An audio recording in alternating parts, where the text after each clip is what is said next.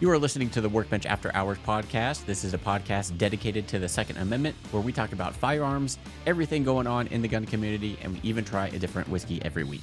In this week's episode, we talk about New York State and introducing a gun bill that would ban Glocks and other firearms if they're able to be converted into full auto. Sticking with New York, a software engineer has been convicted and sentenced to jail for building his own firearms for personal use. And for the main topic, more and more Americans are prepping. Are you prepared, and what should you do? Welcome to episode 112 of the Workbench After Hours podcast. We got a new offering from Jim Beam. What is it, Chris? It's Jim Beam, 7 years aged whiskey, or they're bourbon, actually. Yeah. I was going to say whiskey. You know what's on my mind? Yeah. Bourbon, so. Yeah, this is, we actually found out about this watching SLB Drinks. Yeah. And they're not too keen on Jim Beam. And when they had this, I'm like, black. So obviously it's black. Yeah. Is the name of it, black, and it's aged for 7 years. But I was like, when we first started the podcast, we kind of started off by drinking Jim Beam because they offered like the Devil's Cut, the Double Oak, stuff like that. And they were like 20 bucks or something like that. And they were easy entry-level whiskeys.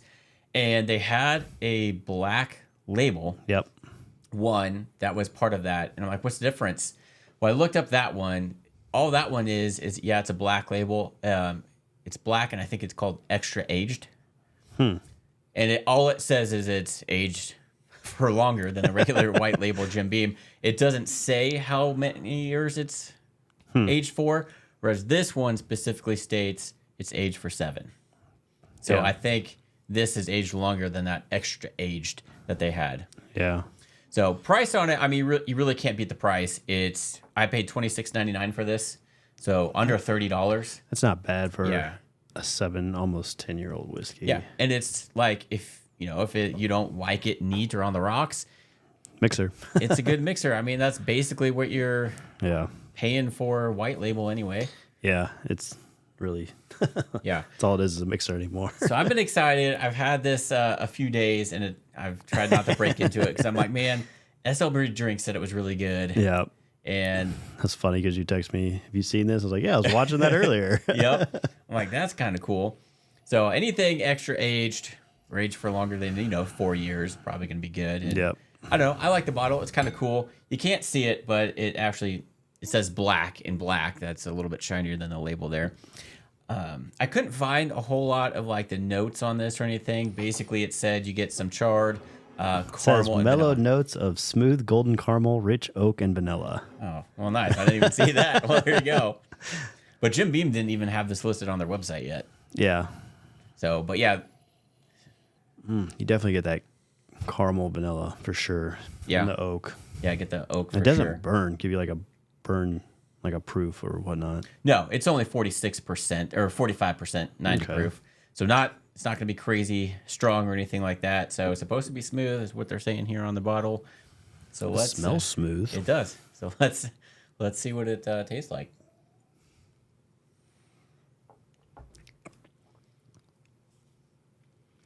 I will tell you, it is much better than Jim Beam White Label. Yeah. White Label is very sweet to me. This is more of your tradition bourbon. Right. White Label, I can't drink neat or on the rocks. I have to mix it just because it's not that good by itself. This, on the other hand, like you get the charred. Oh, I get a lot of charred. And like a hint of spice, just a little bit. Oh, I'm getting a lot. Are you? Yeah. Yeah. I'm getting the whole burn. Are you? Yeah. But it's mostly, I'm getting a lot of the charred oak out of it more than anything. Mm-hmm. It's good. It's good. It's smooth. Yeah. I'm like, well, is it going to be too sweet? Yeah, because usually the white label is real sweet. Yeah. And I like the isn't fact at that all. you're getting that more oaky charred. Oh, and yeah. I like that flavor. Yep. And yeah, you get hints of like the caramel and vanilla, but it's not like right there in your overly face. bearing. Yeah. You get that a little bit, but then you get the charred oak. Yeah. I'm tasting mostly the charred oak and getting that peppery burn. Yeah.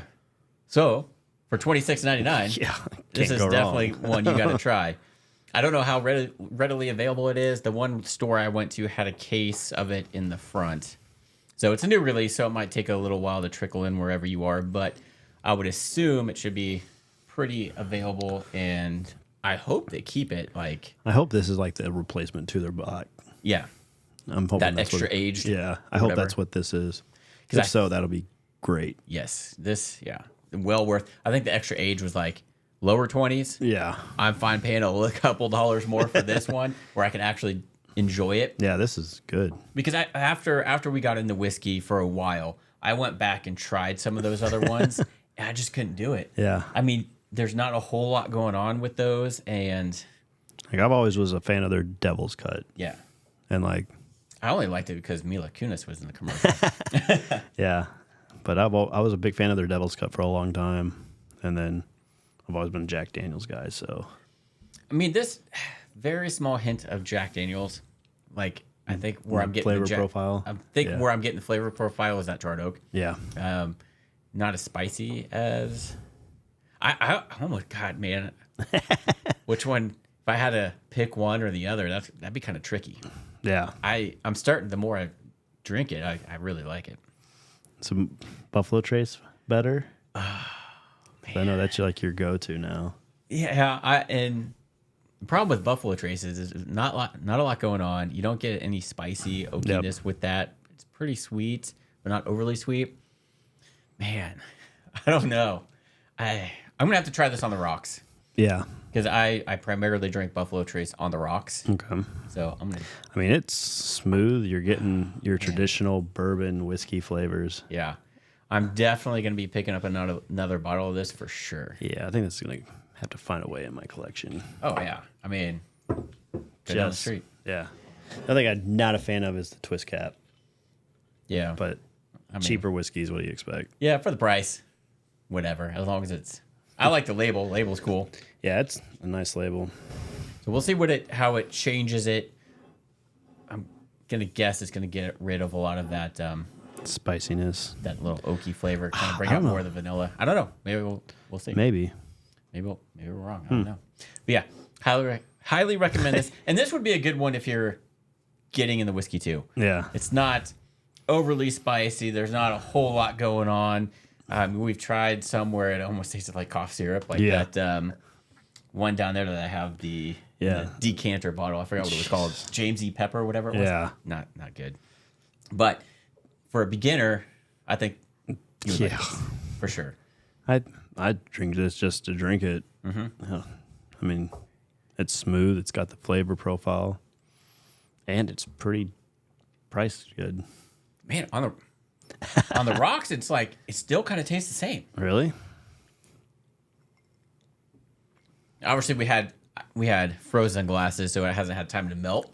But I think it's a little more caramel vanilla. Yeah, I'm getting more vanilla and caramel now. But yeah, you still get that charred oak though. Yeah, we'll see how that does as ice melts. But yeah, wow. So far, highly recommend. Definitely a keeper in our collection. Yep. So. Definitely glad. I was excited to try it, but I was also nervous. But I'm like, SLB, if they like it. Yeah. Usually the stuff they like, we usually tend to like, unless it's the really high proofs that sometimes they get. It's like, I'm not a fan of the high proofs. Yeah. I mean, yeah, but we drink it. Yeah. Like they just take little sips at a time. And it's funny because he's like, I'll have a 1 ounce pour and I'll sip on that for like hours. I'm like, bro, I can't do that. No, like I gotta sit there and at least get your enjoyment out of it. Yeah, I get that you want to sit there and enjoy the flavor profile, but I'm not gonna be able to pick out all these different specific notes that you guys do. Like I'm not that well versed or trained or have the palate for that. I'm just like, hey, I like it or I don't. Yeah, kind of a thing, and I want to keep drinking it or not. Yeah, that's why I am. So definitely a good one. Glad. So we'll enjoy talking about this bullshit from New York we're going to be talking about. Oh, joy. Oh, joy. So we're going to pick on New York, starting off, like I said, and then we'll get into the main topic here. But no surprise here. I really wish New York, California would just succeed from the U.S. I mean, at this point. I mean, how many times are you going to get turned down saying it's unconstitutional and keep going after the same shit? Right. Well, wait until you hear these two things. So in New York, we had a prior podcast where we talked about Glock switches, couple of them, and the wonderful state of New York and their communist government, who has nothing better to do, has introduced recently a new bill, S9225, that is going to basically ban all Glocks and other semi-automatic weapons that are convertible pistols, meaning you could put Glock switches on these and turn it into a full auto gun. I mean, you can make any gun fully auto if you want. Exactly. And that's the thing. And that's where they don't specify Glock specifically in the text of the bill. They just say any semi-automatic weapon that's convertible, a convertible pistol that can be converted into. I mean, this is going to go right down the same thing. It's unconstitutional. Right. It is. I mean, but it's like we've always said.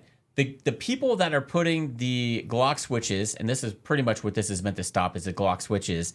The people that are putting Glock switches on Glocks probably don't legally own that Glock, nor should they probably own a gun at all. Yeah. And then the fact that they own the Glock switch, that is illegal. Yep. And then turning it into a fully auto firearm, that's illegal. So it's already illegal to do that stuff, yet they don't follow the laws. so why do you think they're going to follow this? Exactly. They've somehow gotten a gun on the black market, wherever they got to, illegally. So how is this going to stop that? Because they don't follow those laws anyway. So how is a new law banning that specific type of gun going to stop that violence or stop them from doing anything? It's not. They're going to see this and be like, oh, well, I can't have a Glock anymore, so we're going to get rid of our Glocks, or maybe we'll just get a SIG and stuff. Yeah, okay. No. They're going to keep getting them. This is just going to hurt your everyday law-abiding citizen. Yep. And it's funny, in the entire text, it specifically states that this does not apply to police, any type of law enforcement, public safety cops, stuff like that, and military. So all those people can still own the Glocks. It's just us that are trying to defend ourselves or want to go have fun shooting these guns, whatever you want to do, and legally doing it, going through the proper channels. We can't own them because of these bad apples that aren't following the laws anyway. Always takes that one person to ruin everything. You know what? New York's already got the most ridiculous laws, and we'll touch about another how this affected somebody else. But I hope this passes. You know what? The Democrats of New York want this. Go ahead, pass this. See what happens. I mean, that's all I gotta say. Look at. I mean, most Democrat states, all they want to do is take power, and they don't read the Constitution. And a lot of you Americans probably should go back and reread it and understand that the Constitution's there to protect you from the government.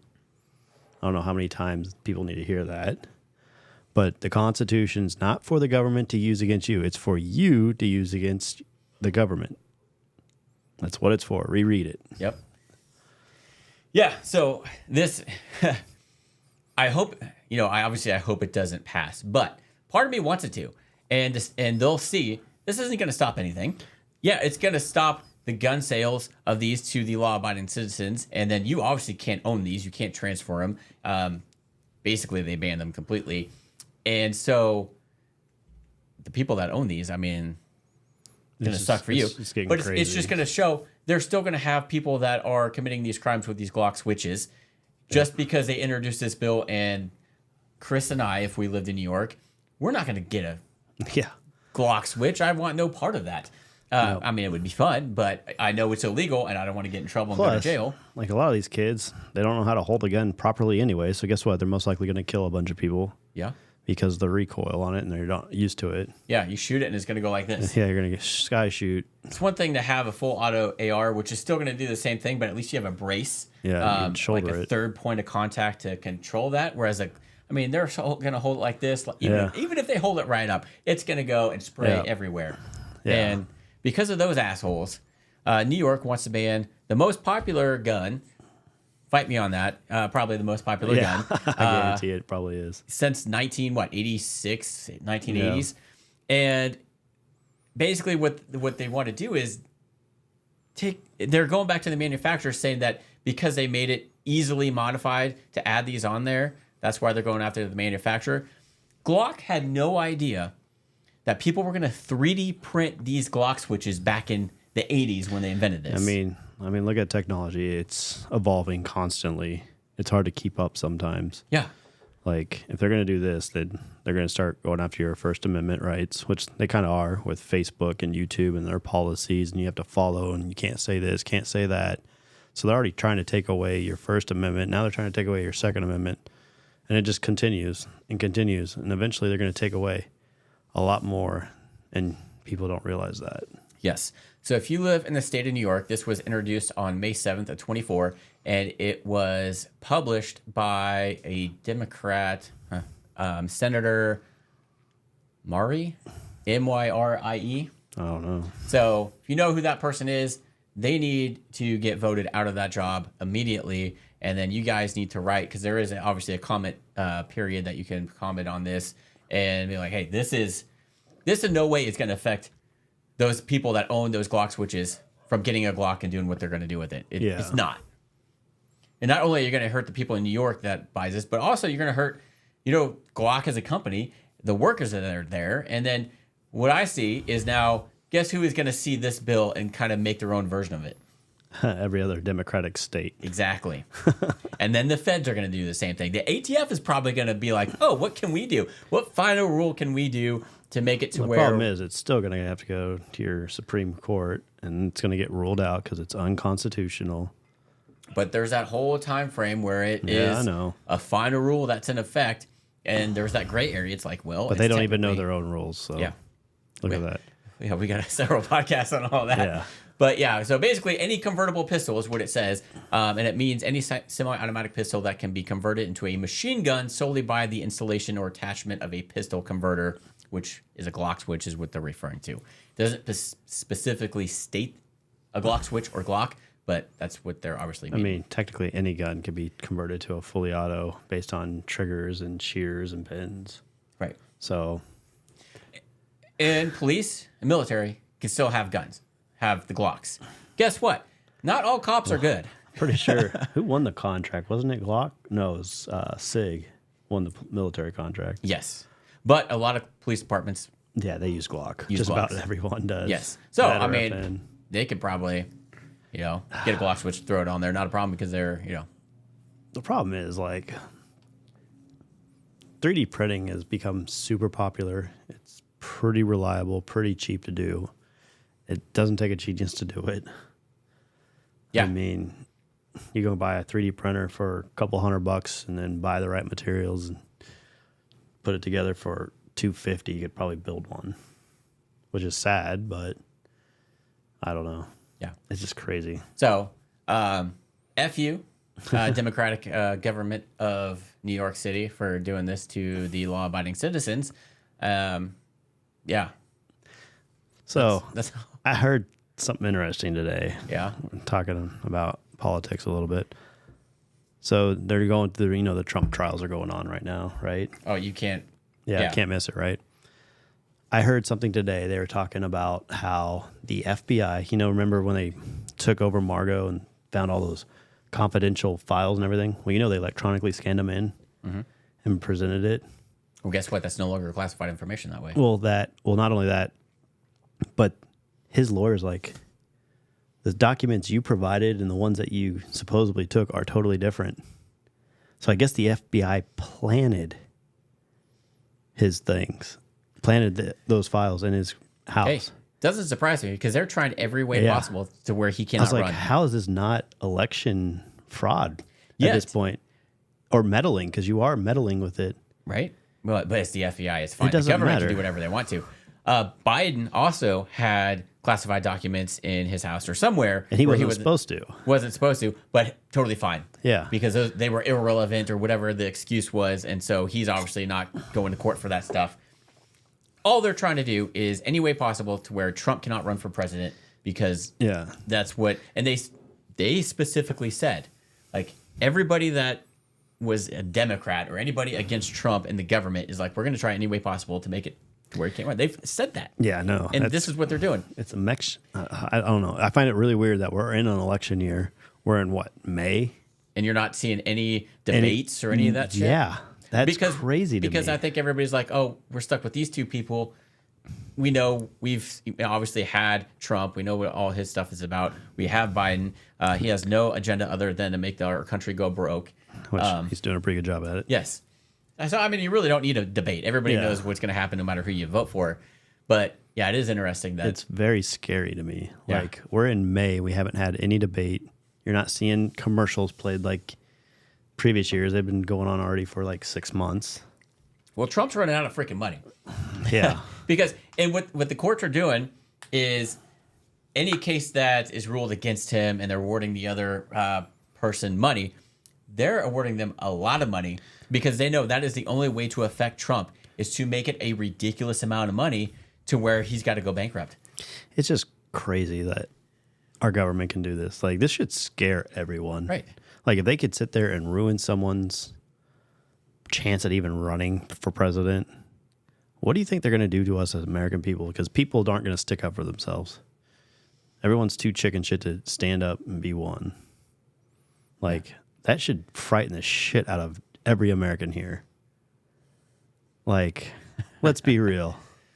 Like, tyrannical government, we're right there at that point, and you wonder why they want to take away the Second Amendment. Yeah, look at New York. Yeah. They're trying to disarm the law-abiding citizens. You know, there's a lot more of us than them. We could take them over. We don't need F-16s like Joe Biden says. Like, I'm pretty sure we stormed the Capitol with no weapons. You know, we could easily get F-16s, though, because there's a lot of military members that are anti-Biden and all that shit, and they're going to stick up for the Constitution versus the tyrannical government. They're supposed to support and defend the Constitution. So guess what, Biden? We can get us some Yeah. F-16s. F-22 Raptors. Yeah, whatever the top... What's the top... what's the best fighter? There's a bunch of them. I don't What's know. the highest advanced one? I know they come out with, like, They got different the models, F-22 Raptor, which is stupid crazy, and then they got, like, F-35s, and there's probably stuff we don't even know about. True. Yeah. Well, we'll find a way, Biden. Let it go. Let it go like the Vulcan. The sea was, oh man, that gun. I was watching videos like the fastest guns in the world, and that was on there. It's like, oh, Nice. 4,500 rounds in a minute. And then there was one in Russia that had 10,000 rounds in a minute. It's dual. It's like, and just fireball. Those barrels have to get so freaking Oh hot. yeah. Like, There's a cool down period. fire it once, don't touch the barrel. Yeah. I think it's going to be so hot. Yeah. Ugh. It's crazy. But we digress. Yeah. But sticking with New York, because New York is ridiculous and obviously hates the Second Amendment. Yeah. Recently, all right, so I'm going to summarize it here real quick. A New York judge convicted a man over a gunsmith hobby, and the judge said the Second Amendment does not exist in her courtroom. Really? Yep. You should be fired. Exactly. I saw there's a video, a podcast where this guy went on and he kind of told the story of what exactly happened. But unfortunately, he's been convicted. A jury convicted this guy. And so there was a software engineer that lives in New York State. I don't think it's in New York City. Maybe it is. I don't know. But somewhere in New York State. And, of course, they got stupid gun laws out there. But he was a guy that tinkers. He's got like a machine shop in his basement and everything like that. So he likes to tinker and build stuff. Well, The American dream. Exactly. And then he found out that you can buy kits and build your own gun. Yeah. You could have the parts mailed to your house, or if you buy a stripped receiver, you got to go through an FFL, but then everything else you can, we all know the process, and it's completely legal. So he's like, hey, that's cool. I want to start gunsmithing, building my own stuff for personal use. And so he started buying kits under his name, and unfortunately he used credit cards to buy all this stuff. And because our government is super outrageous, the state of New York took an interest in the stuff that he was buying somehow. I don't know if it was because of the credit card companies were tracking where he was spending his name at, but I didn't get enough information on how they got noticed. But the state of New York took interest on what he was doing. And in April of 2022, he woke up in the middle of the night by a raid, by a joint task team that went in with weapons, and they were going through with flashlights. And he said, I woke up and like I saw these weapon lights through my door, and he's like, hey, like he thought they were at the wrong house. No, they were there for him. That's crazy. Because he was gunsmithing, and apparently New York State doesn't like that. And it's not like he was because you can't do that and then sell that stuff. Yeah, but if you you use just it for keep it for personal himself. use, the Gun Control Act of 1968 allows an unlicensed individual, a regular civilian, that doesn't hold an FFL to make any non-NFA items. So you can't make a short barrel rifle, short whatever. So a regular AR-15, a regular pistol that's legal, firearm for personal use, as long as it's not for sale or distribution. So this guy never even fired these guns. He just built them for himself. He built them, never fired them, didn't have the intent to sell them or anything like that. It was just something he wanted to tinker around with. And once New York State caught wind, they raided his house. That's crazy. When, if you know anything about New York City, there is so much crime going on. Yeah. Instead of focusing on all those assholes doing the crime or the people with these Glock switches, they're going after poor individuals like this guy. Dang. And so he went to court, and it was a woman judge that literally told his attorney that they couldn't bring up the argument of Second Amendment into her courtroom because it does not exist there. So She said, you cannot argue Second Amendment. This is New York. You can't argue. It's a constitution. That was specifically what the judge told the attorney. That judge should be disbanded. Right. Or whatever. And never be able disbarred and never have to see a courtroom ever again. And her life should be ruined for that. I'm pretty sure as of right now, New York is still part of the United States, which falls under the Constitution, right? It does. So why does the Second Amendment not apply there? To a guy that has no criminal background. Yeah. The Second Amendment applies everywhere. Sorry. Right. As long as you're in the great United States of America. You know, if he was a felon, sure. Yeah, I could understand that. Yeah, But it's a different story. But this guy has no criminal record. Yep. He wasn't committing a crime. He was just tinkering around with these guns in his basement. And I'm sure this judge is probably part of the whole P. Diddy scandal and all that, and Drake. Yeah, I don't know what's going on with that. But not only did the judge do that, but the jury of 12 citizens of New York found him guilty. That's BS. So now this software engineer that was trying to do, the American dream of building your own guns because you legally can under the Constitution, he is now sitting in Rikers Island, which is a prison in New York that is in terrible condition. Like there's a lot of people that have been there locked up, and even people that work there that say the living conditions of that place is horrific. And this poor guy that is there with all these other criminals that probably had the Glock switches and doing real crime. Yeah. He's there in that environment awaiting his sentencing because judge and 12 other I would take this people higher found him than guilty. Take it higher and go after her, and then I'd get her gone. But the problem is that's going to take a long time. Yeah. And he's stuck. Well, if they do that and he does win, guess what? They're going to have to pay for everything that happened before. Oh, they won't. They'll have to because it was a wrongful charge. And it was unconstitutional. I have no technically, if they wanted to battle this, they said the Second Amendment doesn't exist. So if it doesn't exist, then that means there's no gun laws in New York. He's facing 10 to 18. Because she says there's no Second Amendment in her court. Right. So if the Second Amendment doesn't exist, then there's no gun laws. So they technically would have to drop all charges right then and there. Yeah. So New York, get your shit together. So he's, for the having committed no crime, he is facing 10 to 18 years. That's which is ridiculous. Life-changing, life-altering. He's going to lose everything. I hope something... I don't know. I'm not going to say it. Yeah, don't say it. I'm not we gonna know say what you're it. going to say. Yeah. Yeah, we got it. But, Yeah. I mean, that's... Of all the actual crime that's going on, they're focusing this. That's All stupid. a joint task force went to his house. Okay, you know the coordination and probably the money that was spent in that. Not only are you paying their people salaries for doing that, all this stuff and money goes into that. Plus, you're paying the attorney fees and all this court fees and everything for this ridiculous case when they can be out there using that money to stop the people that actually have illegal Glocks. Go find these guys and take those Glocks that they shouldn't own from them and do some more stuff to get these fucking Glock switches off the street. Yeah, it's ridiculous. Yeah. I would be... I'd probably lose my control on this. You couldn't. This is I love the East Coast, but because of the states and their governments of over there. Yeah, I don't want to ever go back to there. No, I've been to New York City. I don't like it. Not American anymore. That's the way I look at it. They don't think the Constitution exists. Yeah. They don't understand why the Constitution exists. And this is why Americans need to wake up and realize, hey, the Constitution's for us to protect ourselves. Go after this government. I mean, shit, we started going after because of a fucking 2% tax on a fucking breakfast drink.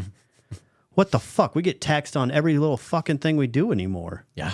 What are we fucking doing? Wake up, America. Taxed, but we're having to pay a tip on everything. Yeah. Wake up. I go get a sandwich from fucking... they're saying that was a tyrannical government for just that tax. Yeah. What about all this other taxes they're trying to pull? Wake the fuck up. Yeah. Don't let them do this. The Constitution's there to protect you. Use it. Read it. Understand it. Apparently that judge needs to, because... That judge needs to be disbarred. How does I don't get how the Second Amendment does not exist. That judge needs to be disbarred and gone. And obviously this has now been made public, so is anybody going to go after her? Anybody going to look into this? That judge should be fired and disbarred and never be allowed to practice law again. Because I'm pretty sure she has to know what the Constitution is to be a judge. Oh, she probably does, and is so anti-gun that she doesn't care. It doesn't matter. You're supposed to follow the law of the Constitution. I wonder what she does to actual criminals, like in a court case. They probably let him go with a slap on the wrist. Yeah, it's going to cost. Oh, you've been here a few times. Yeah, it's okay. Yeah. You poor thing. It's mental health. Blah blah. That irritates the living crap out of me. Yeah. Yeah. F you, New York. Yeah. Fuck you, New York. Pretty much. Yeah. Just like California, you can go fuck yourself too. I want to know where the $24 billion was in tax revenue that was supposed to go to homelessness, and it's worse than ever. Mm-hmm. It's going to all the families who had ancestors that... Oh, what is that? That whole thing where about slavery and... Let's be real. 1% of us Americans today maybe were slave owners, or even were in the slave trades or anything like that. Your own people sold you. Get over it. Didn't affect you. Yeah. Anybody that you're going to give this money to is going to make the state go broke, or whatever city. Let's look at, you spent $24 billion was supposed to go towards homelessness in California. It should have made an impact in that state. Not to mention all the immigrants that they're releasing in all these places. Oh, guess what? Guess who can own a gun? Oh, yeah. Immigrants. Yeah, that's crazy. Oh, we're giving them money. They're coming in here illegally, and they can own a gun illegally. How does that make sense? Oh, I saw an article somewhere where they were saying that there's a spot where they specifically cross the border and then they go wait to be picked up. And then they're taken to a station and they're processed really fast. And then they are given money and a ticket. And they're like, where do you want to go? And they get a ticket to wherever they want to go. So let's say they want to go to this is California, wherever. Us as Americans should be, nope, stopping that. The immigrants have more rights than us Americans. And that's wrong. Yeah. Because guess what? If they'd have done this in a Middle East country or something like that, they would not be alive. No. They'd be dead or shot right on the spot. Like, I get you wanting to leave. Better yourself, but do it the right freaking way. Exactly. I don't have a problem you coming into the country. Do it the right way, not illegally. And a lot of people, it's more beyond Mexico and people from Mexico. You're seeing people from like Brazil and like all over the place. Because our borders aren't protected. And under the Constitution, we're supposed to secure our borders. So that right there, that's a tyrannical government. They have them wide open. So, but they're getting more handouts than our homeless veterans who fought for our country. Yeah, it drives me insane. Yes. Drives me insane. So that was our rant on New York and the bullshit going on there. Yeah. So again, if you live in New York, make some fuss about these Make a fuss things. And get her disbanded and disbarred and gone. I don't have the name of her right now, but I will find it and post a picture in post editing of her. Yeah. And Color Noir did a whole video on this. So if you see this person right here, make her life hell. Yes. Or at least bombard her with the Second Amendment. Like her, mail her these, email her those, like everything. Be like, look, read the Second Amendment. Oh, in fact, send her the whole Constitution or make her reread it. Is your state part of the Union? Then guess what? Yeah. This applies. God, I would, if I was that guy, I just can't imagine how he's feeling and just how I would be so mad. Oh, you would be looked livid. up stuff and did everything the right way, and under the Gun Control Act, that is completely legal. I don't know if New York has some random thing to where you can't build your own guns. I don't know. Yeah, but still, like, you still have the Second Amendment to protect you from this stuff. And I want to know how he got on their radar. Yeah. Is it because of the credit card company started seeing this stuff and reported it? Yeah.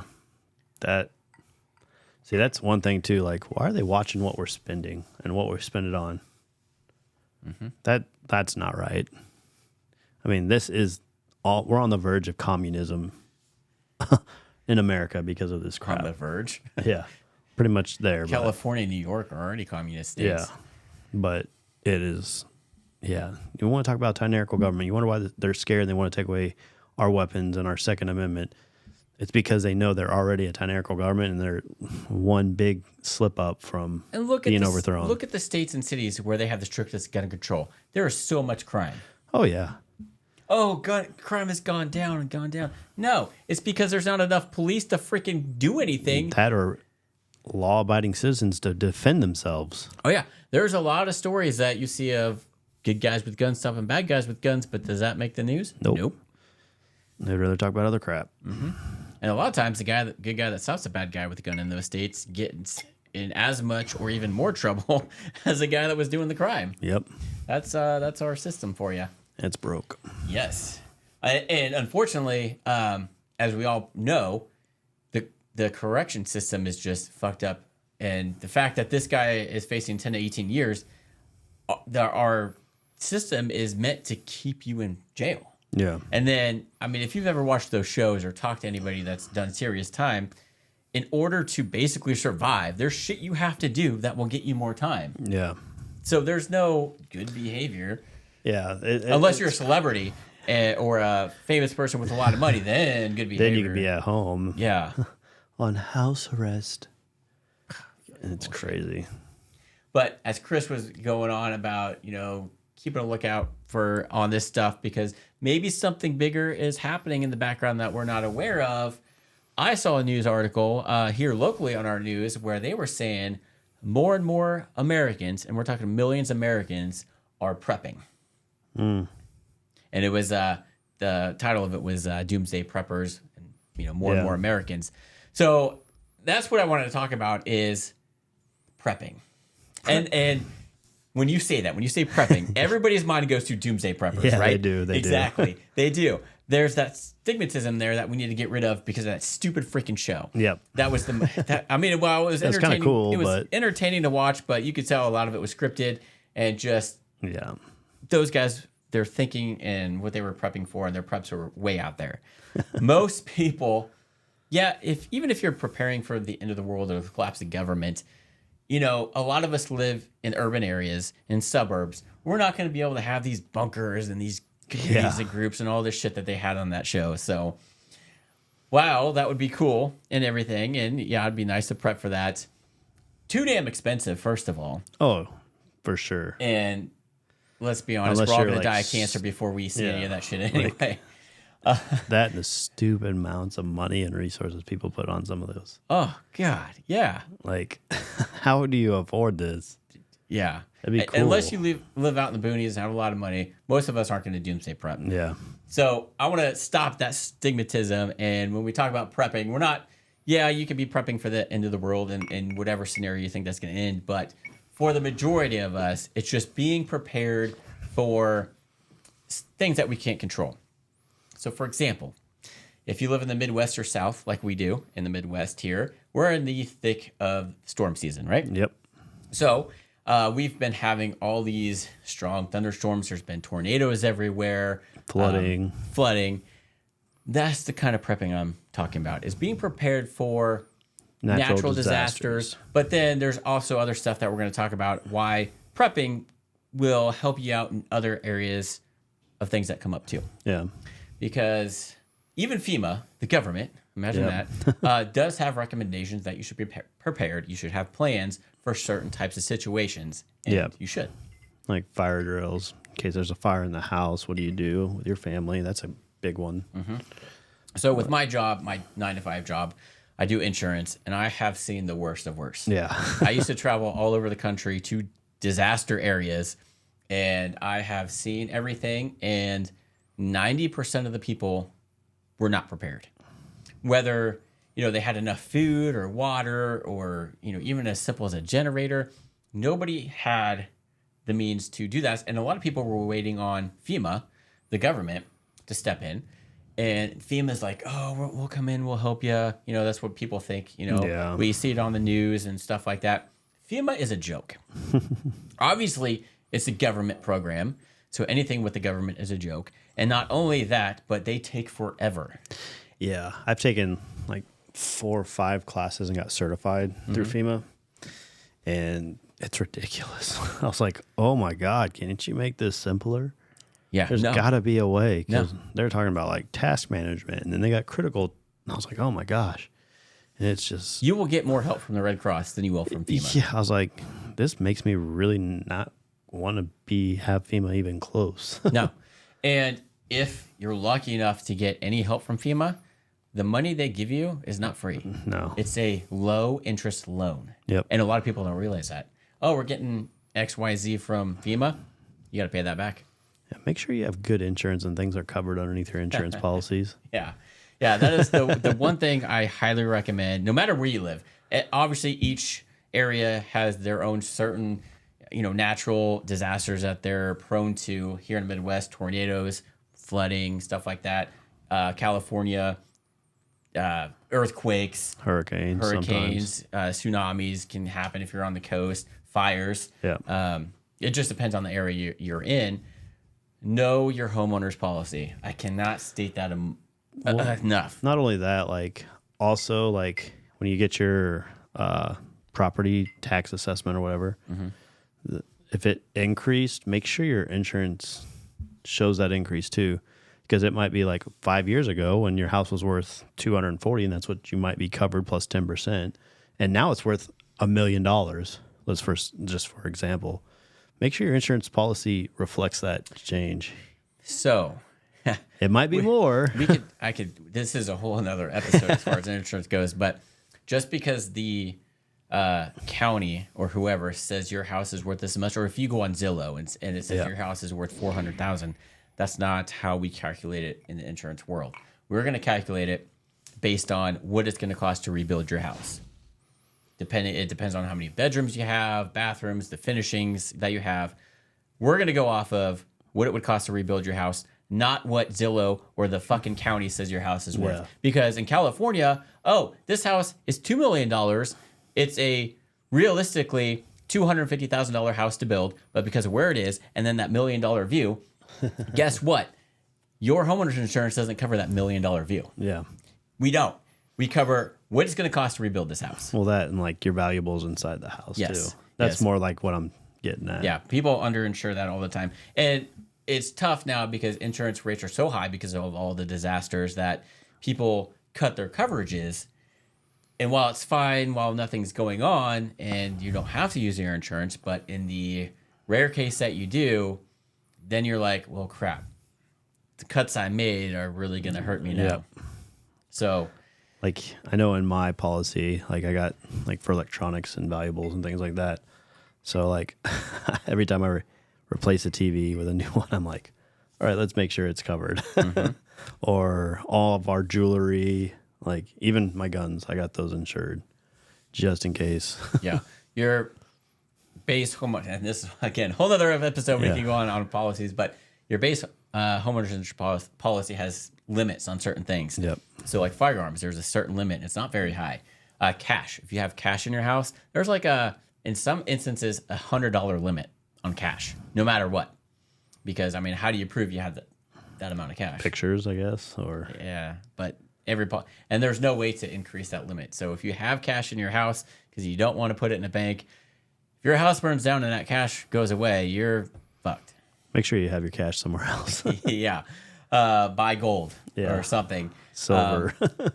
Take an inventory of the high dollar stuff is what I always recommend. Obviously guns. In this room I have a lot of recording equipment, so I would obviously take an inventory of all these cameras and stuff like that, because when something happens and say your house is blown away by a tornado or a fire, your insurance company isn't like, oh, we're just going to cut your check for your personal property limit. No, we got an estimate for all that stuff. So you have to list out everything you had. If you have receipts, great. You can go back and search your credit cards and stuff like that. But a lot of people don't. And when you're thinking about all the shit in your house, you know how hard that is? Oh, it's really hard. Like, yeah, you'll get the big ticket items, but if you think of all your knickknacks and... Well, think about clothes. You don't realize how expensive clothes are. Oh, yeah. And if you got... I know with me, I've got probably 3 months worth of clothes that I could probably... And they probably ain't going to write me a check for 3 months worth of clothes. Right. So... Yeah. It's... So just make sure... A good part of prepping is to make sure you know your insurance coverages. And the fact that homeowners insurance policies don't cover flood. Yeah. None of them do. Flood insurance is done by the government or by FEMA. So that's something you have to buy separately. So even if a hurricane area comes in, most of the time you have high winds from hurricanes that causes damage, but a lot of it is flooding. Yeah. Your homeowner's policy isn't going to cover that flood damage. So wherever the water line or surge line is, not covered. Anything above there, so like your roof, you lose some shingles and stuff like that, that's covered potentially, depending on where you are. Then in some coastal areas, there's a separate hurricane or wind insurance or a high deductible. Yeah. I've replaced roofs from hurricanes in Texas where the roof replacement did not exceed their deductible. That's crazy. Yes. So I'd be so mad. So no matter where you are, I know it's hard and insurance are going up just because of all the disasters everywhere. Read your policy. Make sure you know what you're covered for and be prepared. If it is a flood, probably don't have coverage. And then that's when FEMA steps in, but FEMA's going to take forever. And if you make too much money or you own multiple houses, maybe you own rental properties, they don't cover those rental properties. If you make too much, you don't qualify for FEMA help. And if they do, like I said, give you any little bit of help, it's a loan. That's crazy. Yes. So Crazy. Don't rely on FEMA. FEMA's a joke. But so reasons why we should all prep is that obviously natural disasters, and you want to have the basics. I mean, food, water. When you prep, it's not something that you go out and buy a bunch of stuff at once. No. You do it in increments. Like if you go to the grocery store, buy an extra can of beans or something. You want to prep with stuff that, especially with food, that you're going to use so you can rotate stock. Yeah. Yes, it's nice to have some of that freeze-dried food and MREs, stuff like that. baby. MREs. Have that stuff is nice because it's long-term storage and tucked away. But if something were to happen to where you have to go to that, you can't live on that stuff because the nutrition value isn't really there. There's so much sodium in that stuff. You can't live on freeze-dried food and all that stuff forever. While that's stuff you can, and it's nice to have, you really want to stock up on food that you're going to eat. Yeah. And is healthy. So, cans of beans, cans of food, because they last a long time. And then once the expiration date's coming, rotate the stock. Yeah. Use what is getting ready to expire, maybe replenish that stuff with new stuff, and just do that. Because I know at least FEMA recommends having at least 3 to 5 days worth of emergency food and water, because it is going to take them at least that to get you. Yeah. Luckily, there's Red Cross, but that's a whole nother story. So prepping for food, it's nice to have extra if you can afford it. And if you can't, like I said, just do it in small increments, and it builds up. Yeah. I mean, it's just like back when COVID was going on with gun ammo. You buy what you can, and slowly you're like, oh, wow, I've got this many rounds now. Cool. Yeah. And then beyond food, toiletries. Yeah. Well, obviously we had a whole toilet paper shortage. So maybe have a little bit of extra toilet paper stocked up, and then you can obviously rotate that stuff.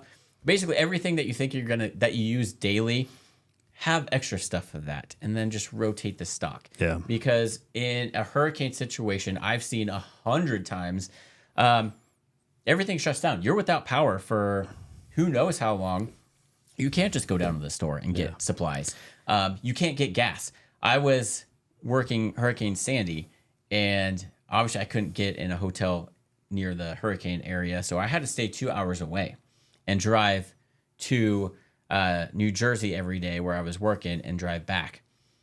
there was no gas. Once I crossed the Pennsylvania line, you couldn't find gas anywhere. And if you did, you were waiting in line for like hours. And I think they limited you on the gas.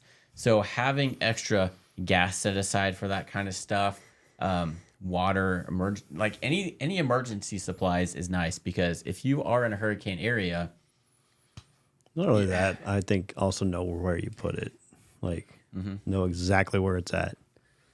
yes, Because when this stuff happens, you're going to be panicking. You're not going to be thinking straight unless you've been trained. Just boom, boom, boom. But knowing where it's at and how to get to it, how to use it is another thing I would maybe want. You should probably think about. Yeah. So stock up on supplies, emergency supplies like, medical gear, have your extra medicine you need, bandages, stuff like that. That's stuff that's, some of it will expire, but it's easy to replace that. It's not too expensive. Have certain areas for your preps, and, if you got a basement, awesome. But then if it floods, not so much awesome. So maybe kind of move some stuff around. If you're in a hurricane area and you have maybe a multi-level house, move some of the stuff up to the upper level in case it does flood. Then not everything that's in the ground level is ruined. So obviously we could go on for days, but make sure you have extra food, water, supplies to live on in case you have to go, no matter what kind of natural disaster it is, that you can maintain your life for, at least a week, you figure. And it could go on for longer than that than I've seen. And having a generator will benefit you in any situation. Oh, yeah. At our old house, we had overhead wires, and we had a sump pump, and we would always lose power either during a snowstorm or a thunderstorm because everybody's overgrown trees, nobody trimmed them and knocked out the power. Well, and it would be raining at the same time, and guess what doesn't work? Yeah. Your sump pump. If you have a basement, you know what a sump pump is. And when that's not working, your basement will flood real quick. And that happened to me multiple times. The power would go out, and we'd be sitting out in the garage because in the Midwest, if it's storming or there's a tornado, you go outside. Yeah. And you're like, this is cool, until it gets a little too close and you go inside. Yep. But we'd be outside, drinking some beer, watching it storm. The power would go out. Not a big deal. But then it's like, wait a minute. Sump pump. Sump pump. So I ended up getting a generator, and every time if we were home and the power went out, I'd have to get the generator, and then run an extension cord immediately to the basement to run that sump pump. So not only is a generator good for that, keeps your basement from flooding, but then also hooking up a refrigerator, freezer. Yep. If you want to get the whole house generators, you can. That and battery backups. If you can afford them, they're really nice and handy. I know I've got a couple on my house just for like my internet, because we don't have cable or anything like that. I got like our internet's hooked up to that directly, and a couple of computers. So if something happens, we could still have ways of communication or whatnot, or charge our phones or whatnot. And so have all the emergency stuff, at least enough to get you by for at least a week. I would say extend that as you can. Yeah. Have emergency gear. There's so many different YouTube channels that go into all the stuff that you need for prepping. Look into that stuff. Do what you can. Do what you can Not afford. even that. Like I know like I watch a lot of like survivalists. Like I'm going to survive a week outside in the snow. Mm-hmm. I've been watching a bunch of those lately. Like, and they show how they do it. I mean, it comes pretty in handy, I would think, especially in times like this. Like, hey, you might not have a roof or shelter over your head. Right. This is how you can build it out of this. Yep. Or a tarp and a piece of string. Yep. Yeah. And then you want to have, depending on your area and who lives in your house, you want to have a plan. Yep. So if you have a family, you want to sit down and be like, hey, in case there's a house fire, and depending on where anybody is, here's what you do. If you're upstairs, here's what you do. And if you own a second story house or whatever, they do make ladders that you can throw out the window and go down. Have a plan. If there's a tornado, make sure you with your kids or whoever else lives in your house, hey, if there's a tornado, sirens going off, here's what we do. Yep. If you have my sister has a tornado bag. They live in Wichita and are prone to tornadoes. She has a tornado bag. So she's got, extra clothes, shoes, water, and snacks and stuff like that she'll bring, and they'll take that with them to the basement when the sirens go off. So that's definitely a good thing, especially if you live in a tornado area. Make sure you have your wallet on you. You want a pair of shoes. You don't want to. You don't want to be naked. I know a lot of us like to sleep that way, but yes, have a bag with clothes and shoes, and have your wallet close by to your bed if you're sleeping that way. If you have to jump up and there's a tornado, hopefully it doesn't hit your house, but if it does, man, you want to have that wallet on you if you're able to make it through there, because you lose everything if your house gets demolished, and the last thing you want to do is not have your freaking wallet. You can't pay for anything, or let alone have an ID. So make a plan in case whatever natural disasters are in your area. Have a plan with your family, what to do with those preps that you have. Have extra stuff. Make sure anything important has a spot. Or, if there's a tornado, my goal is to grab as much as the electronics as possible. Put those in the safe. Like any important documents in our safe, when it's in our garage, and those weigh a lot, and then go to the basement. Yeah. So we kind of it's just my wife and I and dogs, so it's pretty easy. But if you got kids, it's a little bit different. So have a plan. Or if there's if you live in California and there's those fires, man, have a plan where to go, meet up. Because obviously every self-service might be an issue. So if you can't get a hold of your loved ones and you can't get access to your house or where you're living, have a plan to meet up in a certain area. Yeah, also I remember when I lived out in San Diego that if we knew wildfires were going on, we'd water down the house in the stucco just to kind of keep it wet so it won't catch. So maybe learning about stuff like that too, just being prepared. Yeah, whatever your area is prone to, learn about those disasters. Even FEMA has stuff on their website on what to do depending on what the disaster is. Obviously, there's a lot of stuff on YouTube University you can look up. So it just depends on your area. But the main thing is, I think a lot of people are, they're prepping for the zombie apocalypse. The zombie apocalypse, as we see. But honestly, it would benefit us all to prepare for stuff outside doomsday preppers and for natural disasters. Even if personal job loss, if you lose your job, you lose income. So if you were to have an extra amount of food and supplies set aside that you had already purchased, while you're out of that job or going through a financial emergency or anything like that, maybe there's a huge bill that you weren't aware that you were going to have to pay and you don't have money for groceries, well, that's when you can go into your preps. Yep. So be okay, well, I can't afford groceries this month, but hey, I have this food set aside and whatever. Then you start using that stuff. So not only is prepping good for doomsday prepping or natural disasters, but it's for everyday stuff that happens in life. Yep. Violence that we're seeing and these protests. If your city's shut down or if you can't go anywhere because of the stupid idiots protesting about stupid shit, you have stuff to where you don't have to go to the store for sugar or anything like that. You're prepared for this stuff. Power outage, again, if your power goes out for whatever reason, you have a generator and extra food and stuff to where, because power goes out, you can't go down to the store. The store doesn't have power.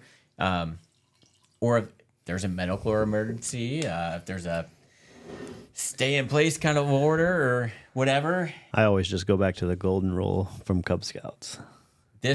Yep. Always be prepared. If you don't, it's better to need it, or it's better to have it than not need it, than need it and not have it. Yep. That is how you should live by. And that gives you a peace of mind. Yeah. Honestly. So there's all reasons why to prep. Yeah. But you should. And like we said, it's not because of doomsday preppers. Yes, if you want to prep for that, more power to you. Yeah. But realistically, you're going to be met with some of these other things we've talked about besides that. And civil unrest is another thing that comes up. Maybe there is something that happens and there's no government for a while. Obviously, this is a gun channel, so most of us are already prepared with ammo and guns, so that's not an issue. But it's the other stuff that you don't think about, like especially like toiletries. Like I don't think people realize. God, that was crazy. COVID during that. Yeah, well, not just toilet paper, like deodorant, toothpaste, stuff like that. You'd be surprised how much water you go through in a day. Yeah. Not only obviously drinking and cooking, but then showering, cleaning your clothes, cleaning stuff like that. Cooking. Like I think I remember when I was on the Navy on a ship. I think it was 2.5 gallons a day per person is what is the average. Yep. So keep that in mind. It's good to have water because obviously you need water more than you need food. So having extra water, and what I do is I'll get like gallon jugs and set those aside, but then I'll also have extra the drinking bottles. water stuff. In an emergency, if you know what's coming, fill up your bathtub. Yeah, that's a good way to have water. If you're going to be without water for a long time, obviously you're probably not going to drink or cook with that, but that's good to clean and there's with. always water in your hot water heater too. Yes, until you use it all. Yeah, until you use it all. But unfortunately, now these new houses are going to tankless water heaters. Yeah, it's crazy. And they make containers that you can fill up that are I forgot what the rating's called, but it's for water that you can have and store it long term. As long as you store it right, water can last a couple years. Yeah, I know a lot of the farmers, they do it too. Mm-hmm. They'll go and get potable water all the time from us, and like huge 200-300 gallon totes, pretty much. Yep. But so I mean, prepping isn't, like I said, just for the TV show. Yeah. And prepping for an zombie apocalypse. We're probably going to see this other stuff pop up that we might need some stuff. Yeah. Especially now, like with inflation, and you never know when you could possibly go out and lose your job. It's nice to have a comfort zone of like extra food and stuff to where have that security blanket. Yeah, and then like other stuff like I don't know, obviously guns, ammo, emergency supplies, like we said, anything. Yeah. And it also depends on your area too. Like obviously, if you're in the desert, you probably want to stock up on more water than anything, versus if maybe you're out and it depends on where you live too. If you live in an apartment versus the house versus suburbs and country, the way you prep and what you prep is going to be different. Yeah. So there's so many different YouTube channels that dive more into depth on that stuff to check out. But that and like learn other ways to use water. Like maybe there is a water source, but it's not clean water. Like boiling water. How do you start a fire? Or boil rocks and then get the rocks hot and throw it in the water so it boils and kills off all and disinfect it. Learning like other little life skills like that will help you along the way too. I will warn you though, once you start watching this stuff on YouTube and they give you all these cool gadgets that you can get, it's going to get expensive real quick. Like one of those, you'll see it probably pop up, a Berkeley water filter. Yeah. That shit's expensive. Yeah. But I mean, you could obviously use that thing every day, and it's also good to have as a prep. But buying gear is cool. I'm totally. Obviously, I buy all different. I buy YouTube gear. Yeah. I buy gun gear, all sorts of stuff. As refrain yourself. Think about like, all right, would you actually use that, or are you just buying it because some YouTuber made it seem cool? Think about it. Do that thing that they tell you in the finance all the time. Like, don't splurge and just buy it. Like, maybe think about it for a couple days and then come back and be like, okay, if you're still thinking about it and know that you're going to use that, then buy it. Yeah, like there's always other ways to do things. You don't have to blow a lot of money. Like a fire can do a lot for you. Right. Knowing how to make a fire will do a lot for you.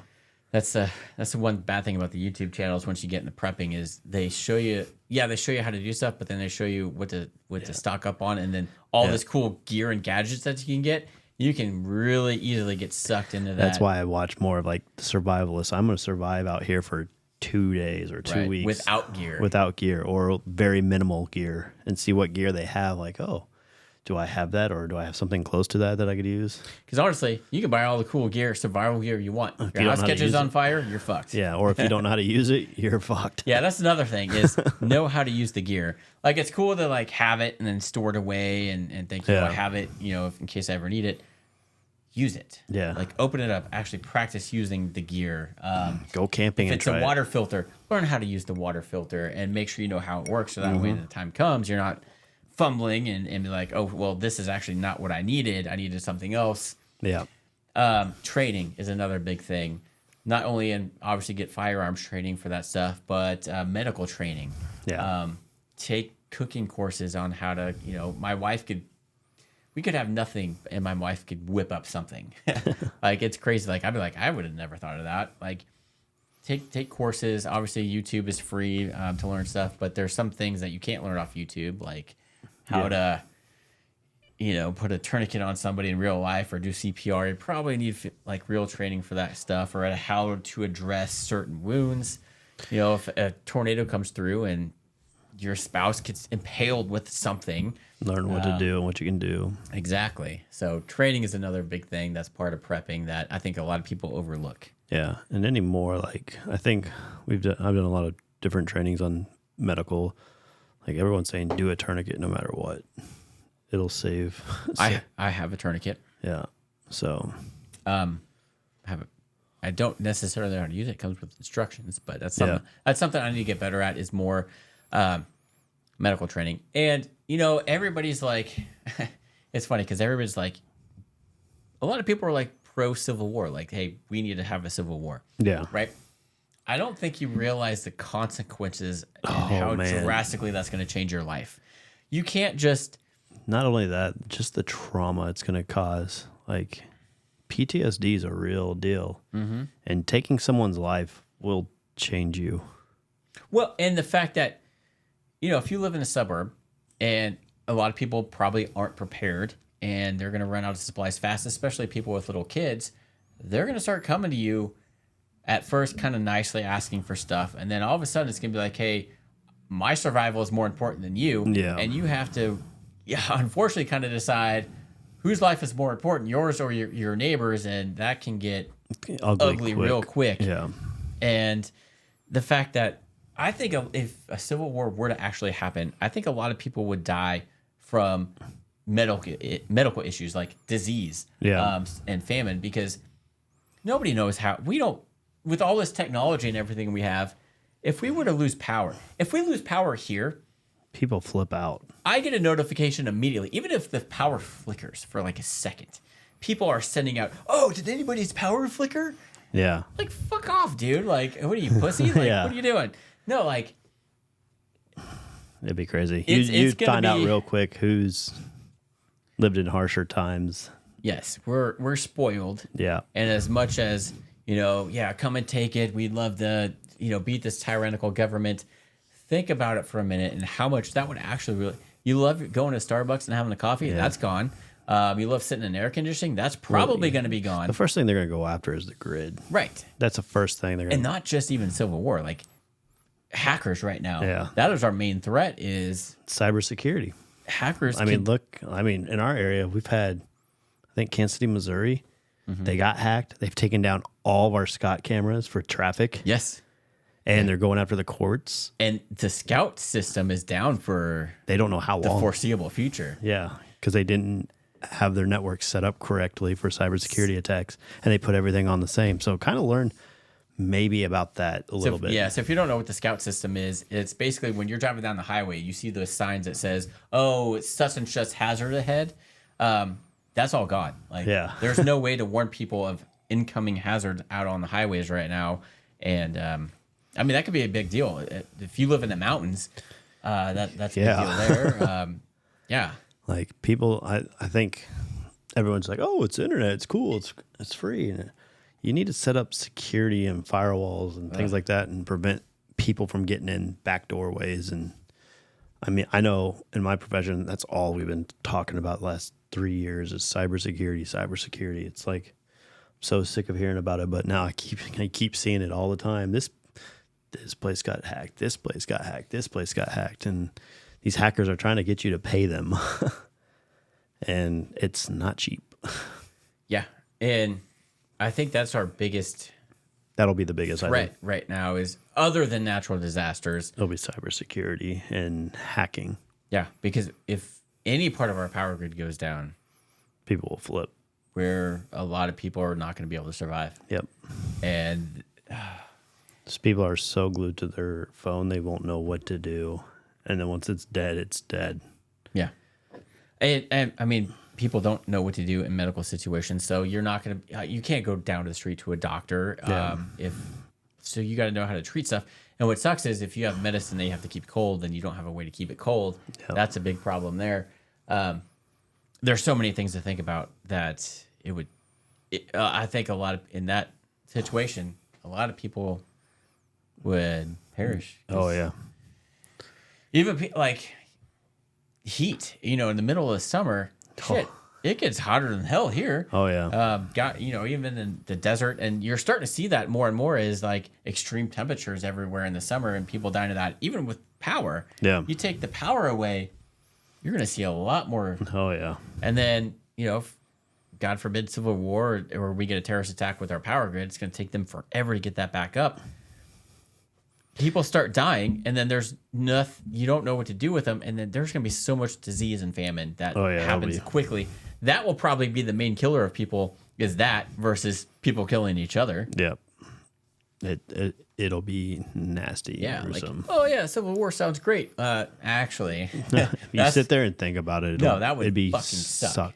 It'd be scary too. It's not like when the actual Civil War happened, we didn't have all these luxuries, and people had to grow their own food, and they knew how to live off the grid, and we don't. Yeah, a lot of people don't. 95% of Americans don't. Yep.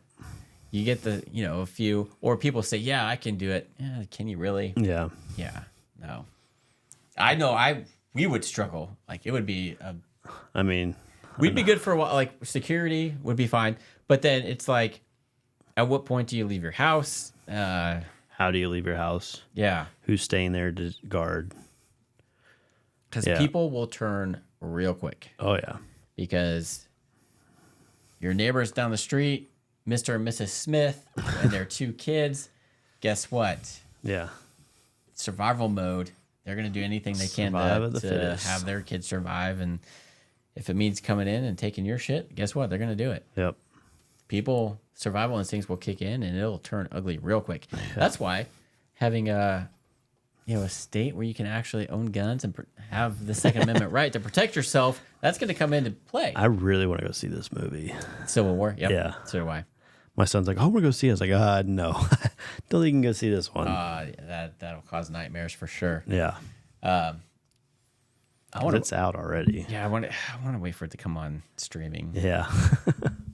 Speaking of streaming, all right, so I think we've kind of touched everything we need to touch on that. Just be prepared. And more people are doing that. Yeah. It's enough so that a main news station here kind of covered that. And their point was, yes, there's doomsday preppers out there, but most people are prepping because we know we can't rely on the government.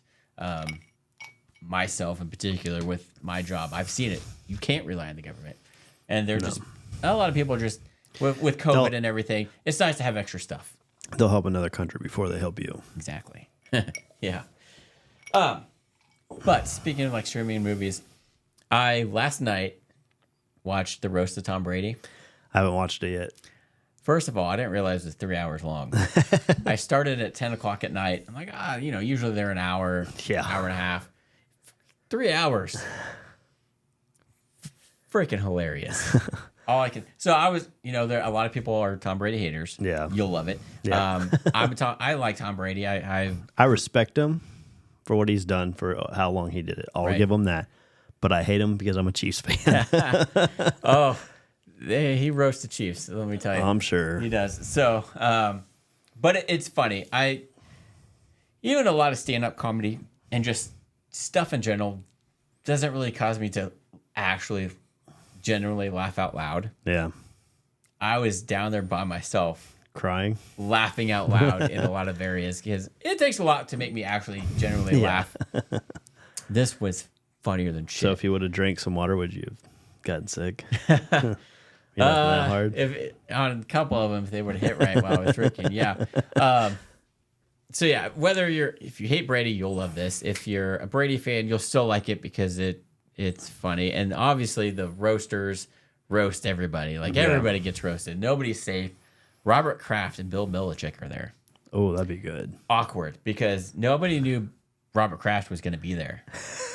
and he showed up last minute. So I've read some articles where some people had to kind of adjust their jokes and everything. And there's a point, I guess I don't want to ruin it for you, but there's almost a Will Smith moment. Well, I heard that Brady gets up in the middle of it, and like you don't think he's a bad man until you see him get up and go over and like warn this person. So Jeff Ross is making a joke about Robert Kraft and the whole massage thing that he went through, and Tom Brady. It's hard to tell if he was serious, but he goes. You could see him saying, "You need to knock that shit off." Yeah. And they don't focus on it to where it was like, did he really go up there and say that? Like, no, it's the camera angles were.